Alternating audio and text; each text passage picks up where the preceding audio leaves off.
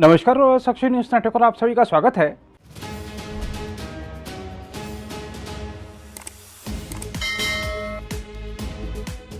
सारा देश तमाम आयोजनों के जरिए करगिल विजय दिवस मना रहा है और मातृभूमि की रक्षा में अदम्य साहस का प्रदर्शन करने वाले देश के वीर सपूतों को नमन कर रहा है। देश उन पलों को फिर से याद कर रहा है जब भारतीय सेना ने लद्दाख में करगिल के ऊंचे पर्वतीय इलाकों में करीब 2 महीने तक चले युद्ध के बाद जीत की घोषणा करते हुए 26 जुलाई 1999 को ऑपरेशन विजय की सफलता का ऐलान किया था। लेकिन यह जो विजय है यह आसानी से नहीं मिली थी। हमारे 20, 22, 25 साल के जवानों ने इस विजय के लिए और अपने देश की धरती की सुरक्षा के लिए अपना सर्वोच्च बलिदान दिया था। करगिल की दुर्गम पहाड़ियों की चोटियों पर लड़ा गया यह युद्ध दुनिया का सबसे खतरनाक युद्ध माना जाता है। करगिल की सबसे ऊंची चोटी टाइगर हिल से पाकिस्तानी सेना को खदेड़कर वहां तिरंगा फहराते भारतीय सैनिकों की तस्वीरें आपके जेहन में ताजा होंगी। लेकिन ऊपर बैठकर गोली बरसा रहे पाकिस्तानी सैनिकों से इस क्षेत्र को छुड़ाना कोई आसान काम नहीं था। करगिल युद्ध में भारतीय सेना और वायुसेना ने अपनी जबरदस्त जांबाजी दिखाई, लेकिन इस दौरान हमारे लगभग 500 जवानों ने अपनी शहादत भी दी। भारतीय जवानों के लिए सबसे मुश्किल बात यह थी कि वह नीचे थे और दुश्मन ऊंचाई पर बैठकर हमें साफ साफ देख भी रहा था और गोलियां बरसाकर नुकसान पहुंचा रहा था। कल्पना करके देखिए कि ऐसे में क्या माहौल होगा जब दुश्मन के गोले और गोलियों से बचते हुए हमारे जवानों के सामने ऊपर चढ़ने की कठिन चुनौती भी है। रसद और गोला बारूद भी साथ लेकर जाना है, दुश्मन को ठिकाने भी लगाना है और उस समय सेना के पास आज की तरह रात में देख सकने वाले अत्याधुनिक उपकरण और कई अन्य प्रकार के साजो सामान नहीं थे। करगिल की ऊंची पहाड़ियों पर जहां सांस लेना भी मुश्किल होता है, वहां हिम्मत दिखाते हुए बस आगे बढ़ते जाना बहुत कठिन था। करगिल की लड़ाई में शहीद हुए कैप्टन विजयन थापर के पिता से जब हमने बातचीत की तो उन्होंने उस दृश्य का वर्णन किया था। अगर मैं आपको उस दृश्य का वर्णन करूं जहां पे वो लड़े थे तो वो सिर्फ मात्र 15 मीटर दूर थे पाकिस्तानियों से। और जिस पहाड़ पे वो गए वो इतना नाइफ एज था, मतलब बिल्कुल कम जगह थी उसमें कि सिर्फ 2 ही आदमी जा सकते थे और तीसरा नहीं जा सकता था। अगर आपने गलत कदम लिया तो हज़ारों फुट नीचे गिरेंगे। तो इसलिए वो जब एक पत्थर की आड़ में जो पाकिस्तानियों को एंगेज कर रहे थे तो दोनों तरफ से गोलियां चल रही थी खूब। उनके 3 बंकर थे और हम तो उनको कैप्चर कर रहे थे। और जिस पत्थर पे उन्होंने आड़ ली थी वो पत्थर पे गोलियां लग लग के बिल्कुल गोलियों के निशान अभी तक हैं। और मात्र 15 मीटर थोड़ा ऊपर थे वो लोग।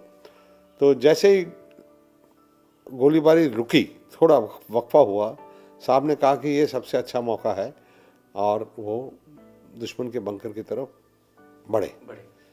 जैसे ही पहला कदम लिया उन्होंने दोबारा फायरिंग शुरू कर दी और पहला बर्स्ट ही उनके लगा और सिर में लगा और वो अपने साथी जो थे हवलदार तिलक सिंह उनकी बाहों में गिर गए और भारतवर्ष के लिए उन्होंने अपना सब कुछ कुर्बान कर दिया। देखा जाए तो करगिल में युद्ध की नौबत इसलिए आई थी क्योंकि 160 किलोमीटर के दायरे में हमारे निगरानी तंत्र की विफलता के चलते वहां पाकिस्तानी सेना घुस आई थी और हमारी कई चौकियों पर कब्जा जमा लिया था। पाकिस्तानी घुसपैठियों ने मुख्यतः उन भारतीय चौकियों पर कब्जा जमाया था जिनको भारतीय सेना की ओर से सर्दियों के मौसम में खाली कर दिया जाता था। पाकिस्तानी सेना ने यह घुसपैठ ऑपरेशन बद्र के तहत करवाई थी और उसका मुख्य उद्देश्य कश्मीर और लद्दाख के बीच की कड़ी को तोड़ना और भारतीय सेना को सियाचिन ग्लेशियर से हटाना था। पाकिस्तान के तत्कालीन सेनाध्यक्ष जनरल परवेज मुशर्रफ ने यह घुसपैठ बड़े गुपचुप तरीके से करवाई थी। इसलिए जब इसका खुलासा हुआ तब भारत के तत्कालीन प्रधानमंत्री अटल जी पाकिस्तान से मेरे इस धोखे से स्तब्ध रह गए थे, क्योंकि वह एक और पाकिस्तान के साथ दोस्ती का हाथ बढ़ा रहे थे।